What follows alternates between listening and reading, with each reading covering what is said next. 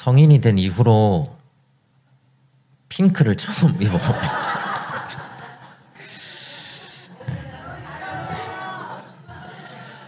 상당히 지금 몸둘바를 유튜브에 박제가 될 텐데 이거 참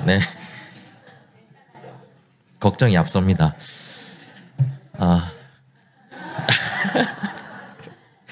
네, 우리 PPT 하나 띄워주실까요? 네, 크리스토퍼 라이트라는 사람이 쓴 하나님의 선교라는 책이 있습니다. 이 책에서 저자가 초점을 맞추고 있는 질문이 하나 있습니다. 그게 뭐냐면 성경이 과연 어떤 내용을 중심으로 전개되고 있는가, 이 질문을 계속해서 상기시키도록 합니다. 여러분, 만약에 성경의 방대한 내용이 무엇을 중심으로 기록되었는지 설명해 보라고 한다면 여러분들께서는 뭐라고 대답하시겠습니까? 우리는 무엇을 중심으로 성경을 설명해 나갈 수 있겠습니까? 많은 사람들이 구원을 언급할 수도 있겠고요, 십자가를 말할 수도 있겠고, 하나님의 나라를 말할 수도 있고, 아마 각자가 생각하는 성경의 핵심적인 내용이 다 있을 겁니다. 크리스토퍼 라이트는 성경이 하나님께서 선교하시는 이야기다라고 이야기를 합니다. 이런 하나님의 선교라는 관점에서 성경의 내용을 하나씩 풀어나가는 게 이 책의 흐름인데요. 예를 들어서 하나님께서 믿음의 조상인 아브라함을 부르시는 것은 하나님이 수행하시는 선교의 대리자를 세우시는 것으로 이해를 합니다. 자, 그러니까 부름을 받은 하나님의 백성은 존재 그 자체로 선교적인 목적을 가진다라고 주장을 합니다. 자, 이런 주장을 토대로 하면 창세기 12장에서 아브라함이 받은 명령은 선교적인 명령이 됩니다. 우리 PPT 한번 보실까요? 핑크 계속 띄우지 마시고 다음 화면 한번. 고향과 친척과 아버지의 집을 떠나서 하나님께서 명령하신 곳으로 가는 것, 그것이 이제 선교의 출발점이 되고요. 땅의 모든 족속이 너로 말미암아 복을 얻을 것이라는 약속은 하나님의 대리자로 세워진 하나님의 백성을 통해서 모든 민족에게 복음이 증거되고 하나님의 나라가 임하게 되는 선교적인 축복을 약속하시는 것으로 해석해 볼 수 있게 됩니다. 신약으로 넘어가서도 마찬가지입니다. 예수님의 십자가 죽음 덕분에 하나님의 백성이 될 수 있는 자격이 이스라엘 사람들로만 국한되는 것이 아니고 이방인에게로 확장이 되죠. 이것을 우리는 선교적인 확장이라고 볼 수 있습니다. 하나님의 백성이 아니었던 이방인들, 즉 모든 사람들이 하나님의 백성으로 편입되는 선교적 확장이 십자가 사건의 중요한 의미가 되죠. 그래서 에베소서 2장 14절에 보시면 바울 사도가 예수님께서 이방인과 유대인 사이에 있는 막힌 담을 허시고 자기 안에서 한 세 사람을 지어서 화평하게 하셨다라고 말씀하고 있습니다. 자, 여기서 세 사람은 바로 유대인과 이방인의 구분이 없는, 그래서 그리스도 안에서 한 형제 자매가 된 교회를 일컫는 말입니다. 그러니까 교회는 예수님이 이루신 선교적 확장의 결정체죠. 오늘 저와 여러분들이 혈통적으로 유대인은 아니지만 우리 스스로를 하나님의 자녀라고 부르는 선교적인 축복을 받아 누리고 있는 이유가 바로 십자가에 있다고 바울 사도가 이야기하고 있는 겁니다. 우리 다음 PPT도 보실까요? 자, 마태복음 24장 14절 말씀 우리 같이 한번 읽어보겠습니다. 시작.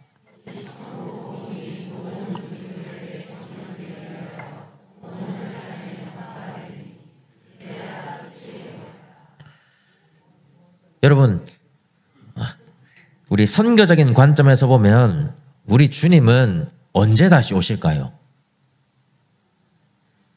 우리가 그날을 정확히 알 수는 없겠지만 한 가지 조건이 있다는 건 알게 되죠. 모든 민족에게 복음이 증거되면, 그제서야 세상에 끝이 오고 완전한 하나님의 나라가 시작이 됩니다. 그래서 대다수의 선교학자들은 모든 민족에게 복음이 전파되는 것이 주님의 재림을 예견하는 유일한 단서가 된다라고 이야기하죠. 자, 이렇게 구약으로부터 신약이 이르기까지 하나님의 부르심에서부터 주님의 다시 오심까지 성경을 선교적 관점에서 설득력 있게 풀어나가는 책이 하나님의 선교라는 책입니다. 선교학에서는 교과서처럼 쓰이는 책입니다. 저는 이 책이 의미하고 있는 바가 굉장히 크다라고 생각합니다.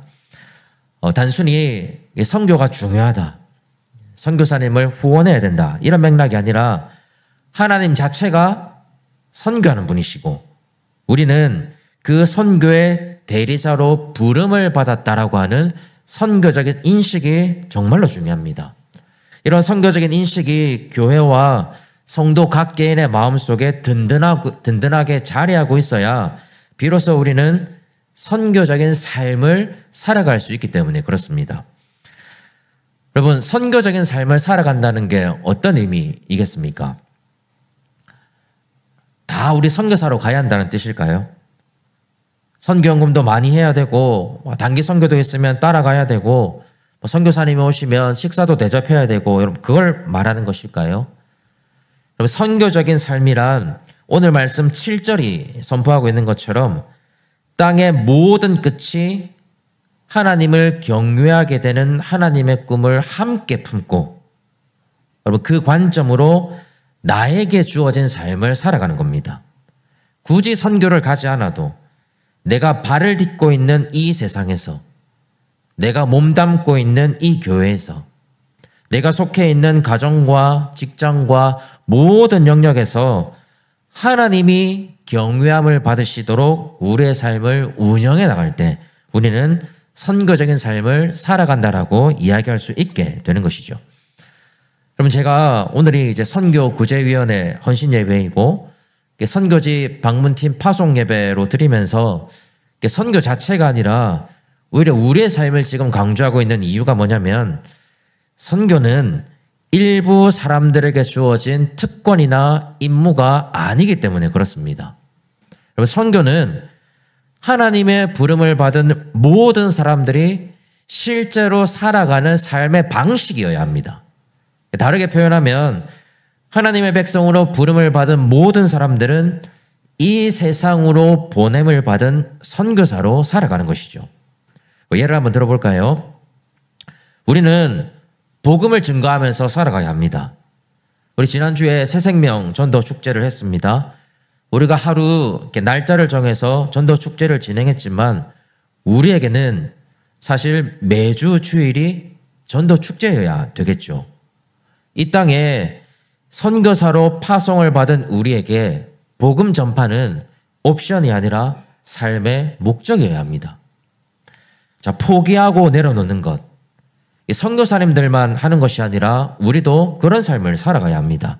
자, 멀리 타국에서 그들의 언어를 배우고 문화를 익히고 그들과 같은 옷을 입고 같은 것을 먹고 같이 살아가면서 편한 것, 익숙한 것, 좋은 것들을 내려놓는 삶은 선교사님들만 해야 될 일이 아니라 우리도 복음을 믿지 않은 사람들에게 취해야 할 삶의 방식입니다. 그럼 제가 청년부에게 설교할 때, 여러분들에게 설교할 때와 똑같은 톤으로 똑같은 언어를 사용하는 것은 선교적 태도가 아니겠죠. 초등부도 마찬가지고 중고등부도 마찬가지일 겁니다. 제가 오늘처럼 이제 오후에 설교가 있으면 오전에는 중고등부, 점심시간에는 청년부, 그리고 오후에는 장년 설교를 하게 됩니다. 각기 다른 청중에게, 각기 다른 방식으로, 각기 다른 초점을 가지고, 각기 다른 메시지로 각각 설교를 해야 됩니다. 그럼 저도 이제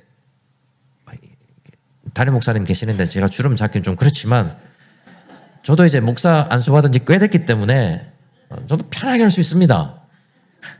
근데 선교사님들이 복음을 전하기 위해서, 또 그들의 믿음을 증진시키기 위해서 그들의 언어와 문화와 삶을 전적으로 취하는 것처럼 저 역시도 각각의 청중에 따라서 그들의 언어와 문화와 삶을 적극적으로 수용해야 됩니다. 저도 이제 40대가 되고 나서는 중학생들을 이해하기가 참 쉽지 않습니다. 사랑하려는 마음을 품는 것보다 지적하고 싶은 마음이 제 마음을 이렇게 사로잡을 때가 많이 있습니다. 라면을 먹었으면 치우면 되는데,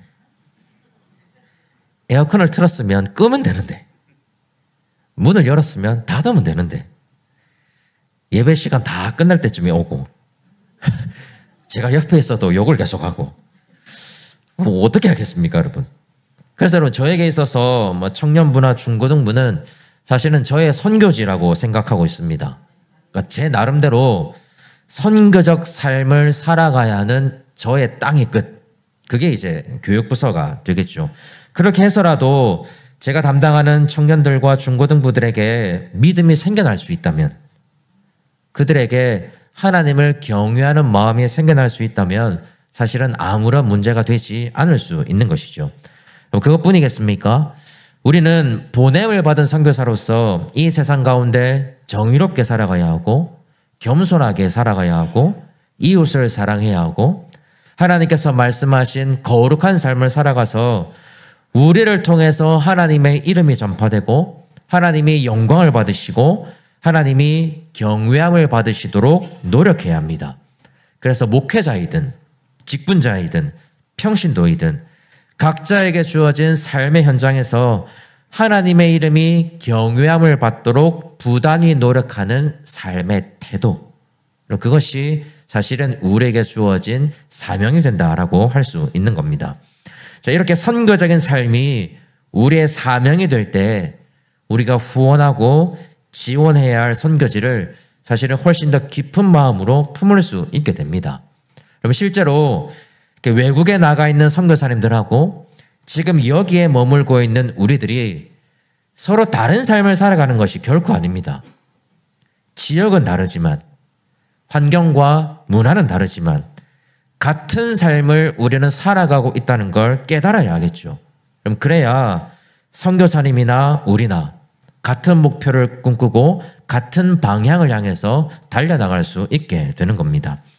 저는 저와 여러분들이 선교적 삶으로 부름을 받은, 또 이 세상 가운데 선교사로 보냄을 받은, 그래서 땅의 모든 끝이 하나님을 경외하도록 세워주신 하나님의 대리자다.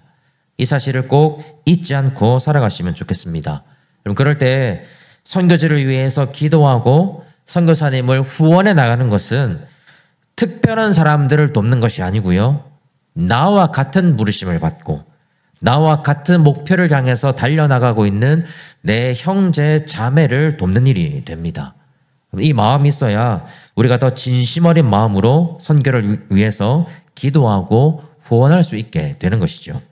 자, 그런 맥락에서 우리가 함께 읽은 시편의 3절 말씀을 한번 보시면, 자, 우리가 살아가는 선교적 삶을 통해서 하나님이 이루어가고자 하시는 최종적인 지향점이 나오고 있습니다. 우리 3절 말씀 우리 같이 한번 읽어보겠습니다. 시작.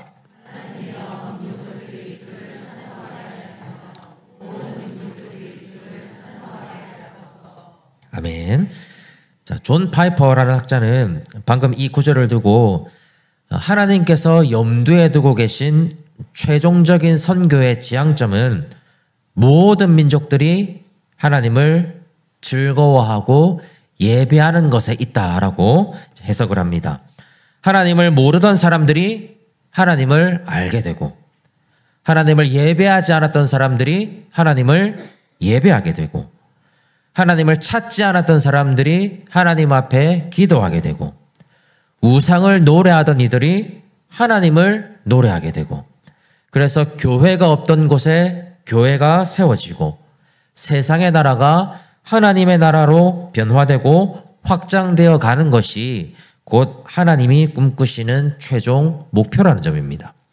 자, 특히 여러 학자들은 모든 민족들이 주를 찬송하게 된다라고 하는 것이 그냥 말 그대로 찬송 자체를 의미한다기보다는 7절의 말씀처럼 모든 민족들이 하나님을 경외하게 되는, 그러니까 궁극적으로는 예배를 의미한다라고 해석합니다. 자, 그렇게 보면 오늘 시편 기자는 모든 민족들이 하나님을 예배하게 해달라고 간청하고 있는 겁니다.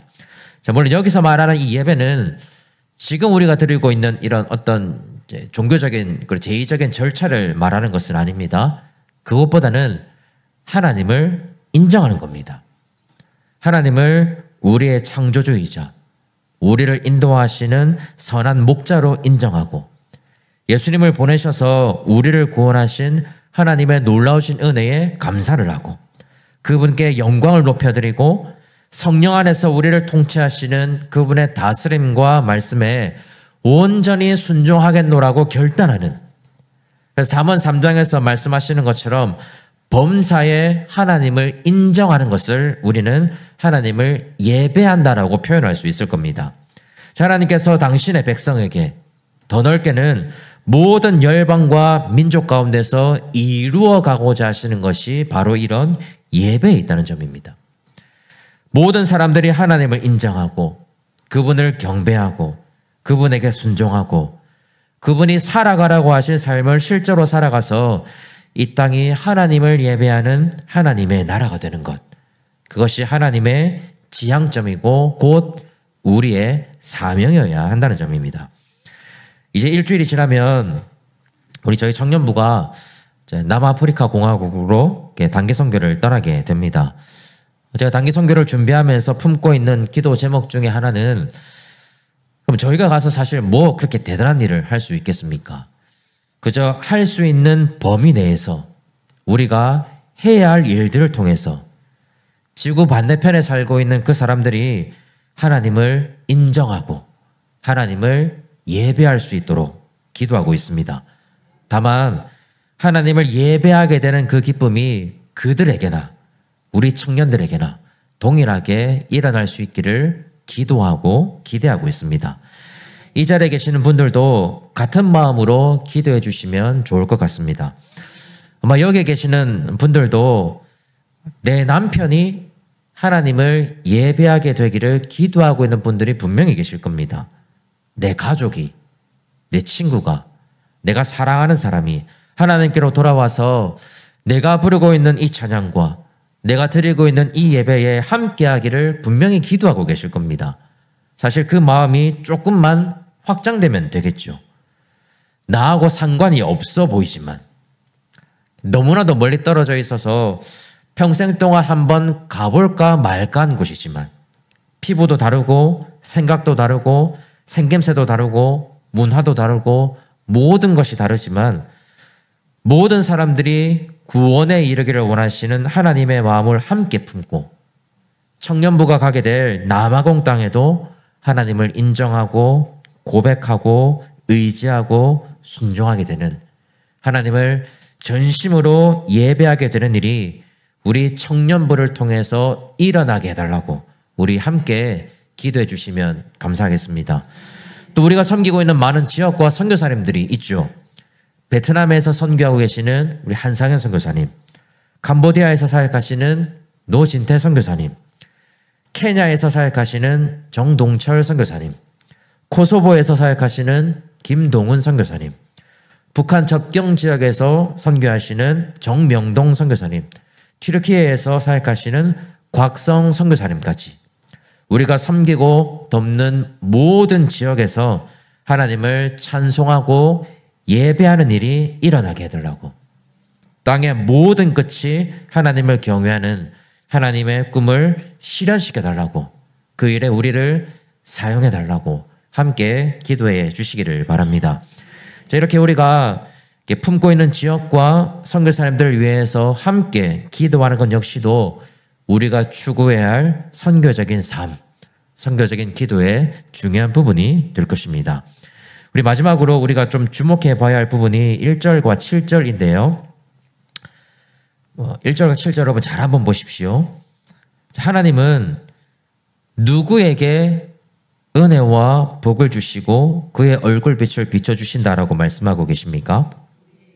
그렇죠. 우리에게죠. 하나님의 백성에게. 다시 말하면 오늘 이 자리에 모여있는 우리에게 은혜를 베풀어 주시고 복을 주시고 하나님의 얼굴빛을 비춰주셔서 2절을 보십시오. 하나님의 길을, 하나님의 구원을 모든 나라에게 알리기를 원한다라고 시편 기자는 고백합니다. 자, 그러니까 3절과 5절에서 모든 민족들이 주를 찬송하고 예배할 수 있도록 복의 통로로 세워진 사람들이 누구라는 말입니까? 그렇죠. 바로 저와 여러분들이라는 뜻입니다. 청년들은 다음 주에 남아공 땅에서 주를 찬송하고 예배할 수 있도록 돕는 복의 통로가 될 것입니다. 이 자리에 계시는 분들은 우리 청년들을 위해서 기도해 주심으로 역시 남아공 땅이 주를 찬송하고 예배할 수 있도록 돕는 복의 통로가 되실 줄 믿습니다. 물질적이고 세상적인 복은 없을지 몰라도 주를 예배하고 찬송하게 하는 복이 우리 교회 가운데 충만하게 임하기를 소망합니다. 자, 이 마음으로 땅의 모든 끝이 하나님을 경외하는 이 하나님의 꿈, 이 꿈에 기쁜 마음으로 동참해 나가시는 저와 여러분들이 다 되시기를 주님의 이름으로 간절히 축복합니다.